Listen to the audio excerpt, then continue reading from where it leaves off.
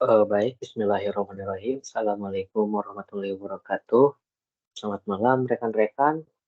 Kenalkan, nama saya Muhammad Farid dari kelas IF PJJ 4601 dari Prodi Informatika ya.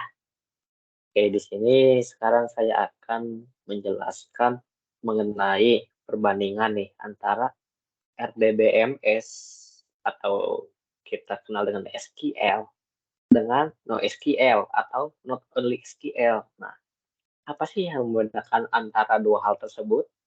Oke, mari kita eh, coba bahas lebih lanjut.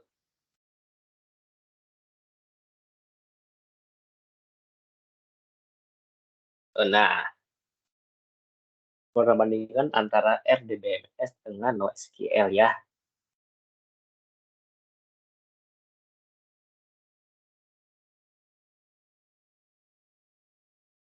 Apa itu RDBMS? Di RDBMS itu adalah sistem manajemen masis data yang menggunakan model relasional nih untuk mengatur dan mengelola data yang disimpan. Apa sih karakteristik dari RDBMS ini? Nah, biasanya RDBMS ini terdiri dari tabel yang berisi baris dan kolom. Nah, SQL ini atau struktur query language adalah bahasa yang digunakan untuk mengolah data tersebut yang disimpan di dalam tabel RDBMS nih. Jadi RDBMS ini adalah data-data yang disimpan dalam tabel yang terdiri dari kolom dan baris dan terstruktur. Oke. Lalu contohnya ini yang populer ya di RDBMS yang pasti MySQL itu paling terkenal karena mudahannya zero config ya, biasa juga digunakan di langsung bundle di XAMPP. Yang kedua adalah Oracle yang database-nya ini powerful ya, yang udah level enterprise.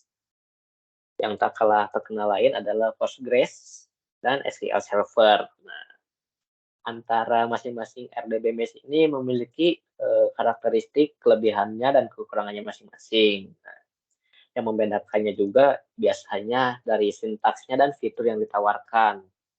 Misal karena MySQL kemudahannya dalam config dan digunakannya, maka tidak terlalu kompleks biasanya digunakannya. Nah, perbedaan dengan Postgres dan SQL Server dan juga Oracle yang sudah enterprise. Nah, biasanya masing-masing ketiga database ini memiliki fitur yang sangat powerful untuk mengelola data kompleks. Misalnya dapat menyimpan data JSON. Walaupun nanti ya dibahas selanjutnya, data JSON itu adalah yang disimpan untuk NoSQL, tapi di RDBMS juga bisa digunakan. Hanya saja tidak sefleksibel di NoSQL. Selanjutnya adalah NoSQL nih, Not Only SQL, adalah pendekatan baru dalam manajemen basis data yang tidak terikat dalam model relasional dan memperbolehkan penyimpanan datanya itu tidak struktur atau semi terstruktur seperti dokumen, graf, dan kolom. Poin penting dalam NoSQL ini adalah stabilitas dan kemudahan pengembangannya serta performanya yang tinggi. Nah, biasanya digunakan untuk eh, pengelolaan log data atau datanya yang jumlahnya besar dan tidak tertentu gitu, tidak menentu jenis data apa yang disimpannya, image kah, ataukah graph, ataukah binary, ataukah JSON, nah, itu bisa disimpan di NoSQL. Nih, contoh yang sering digunakan adalah MongoDB. Ini berbasis dokumen base ya. Ini sering digunakan oleh para developer di perusahaan-perusahaan terkenal juga. Lalu yang kedua ada Redis. Redis ini berbasis key value. Key value ini Redis digunakan untuk menyimpan config biasanya. Karena config itu sering di-load di dalam aplikasi yang kita buat, maka Redis ini fungsinya sebagai penyimpanan data untuk konfigurasi yang low latency. Jadi cepat banget karena disimpannya juga di RAM. Lalu yang ketiga ada Apache CodeDB ya, ini juga digunakan banyak perusahaan seperti Apple. CodeDB ini sama kayak MongoDB, itu basisnya dokumen base, namun ya beda pengembangnya lah ya. Kalau Apache sendiri mungkin udah malah melintang di teknologi-teknologi IT seperti Kafka, seperti web server, itu juga Apache itu ada. Nah, jadi perlu kita garis bawahi, perbedaan utama antara RDBMS dan NoSQL ini adalah terkait struktur data dan konsistensi datanya yang disimpan. RDBMS kan menggunakan tabel dengan skema yang telah ditentukan, tipe datanya sudah ditentukan juga nih. Tapi kalau NoSQL ini modelnya lebih fleksibel karena bisa disimpan dalam bentuk dokumen ataupun grafik. Jadi RDBMS ini memastikan konsistensi data yang melalui key constraint dan juga relasinya. Sedangkan untuk NoSQL ini sangat mengutamakan stabilitas dan juga performa.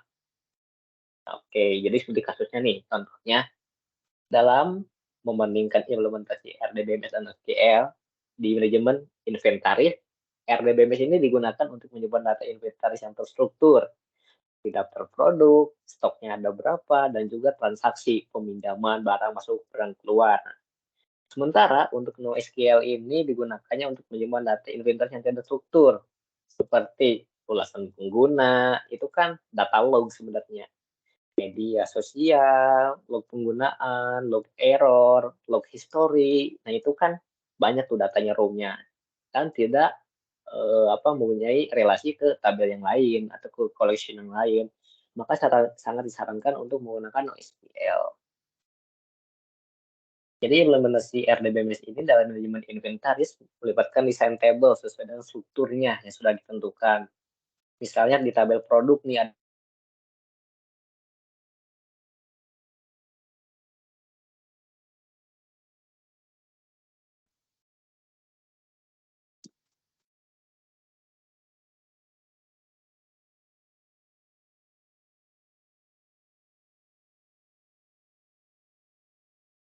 dari numerik, nah lalu transaksinya juga dapat dipisahkan mulai ID produk. Produknya dari ID produk ini yang diambil dari tabel produk. Nah, integrasi yang dukungan transaksi ACID. ACID itu bukan asamnya tapi atomic, consistency, isolation, yang juga durability. Sedangkan NoSQL ini dapat penggunaan basis data, setiap inventarisnya dapat digunakan sebagai penyimpanan data yang dipresentasikan oleh dokumen, misalkan produk, nama, harga. Lalu ulasan pengguna dapat digunakan dalam terpisah, stabilitasnya horizontal ya, ke sampai untuk fleksibilitas skema. Misalnya data yang disimpan itu hanya 3 kolom, namun nantinya ada 4 kolom nih yang dibutuhkan. Ya, kita tidak usah alter table, langsung saja disimpan karena fleksibel dalam skemanya di NoSQL ini. Nah, tapi ada kelebihannya tersendiri nih untuk masing-masing NoSQL dan RDBMS. Untuk yang RDBMS memiliki kelebihan seperti konsistensi data yang tinggi, integritas yang referensial, dan dukungan transaksi ACID yang tadi sudah disebutkan. RDBMS juga memiliki tool dan teknologi yang matang yang sudah banyak digunakan oleh standar industri yang kuat, sehingga RDBMS menjadi pilihan yang terbaik ya untuk membutuhkan konsistensi integritas data yang tinggi. Tapi kalau di SQL ini kelebihannya adalah yang tadi, stabilitas horizontal, performanya juga yang tinggi, dan fleksibilitas skema. SQL juga sangat cocok untuk data yang sering berubah-ubah atau tidak struktur. Lingkungan bisnis ini dapat membutuhkan stabilitas dan kecepatan, maka NoSQL adalah hal yang tepat, yang bisa dipertimbangkan. Jadi kesimpulannya adalah dalam presentasi ini kita telah membahas perbedaan antara RDBMS dan NoSQL nih. Nah, RDBMS ini pasti cocok untuk data infrastruktur dan membutuhkan data yang konsisten.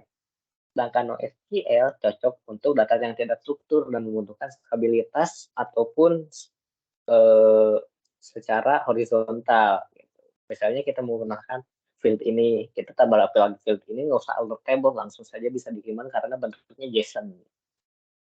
Oke, terima kasih. Itu saja yang dapat saya sampaikan. Mudah-mudahan bisa menambah ilmu dan wawasan dan insight-nya. Terima kasih. Assalamualaikum warahmatullahi wabarakatuh. Selamat malam.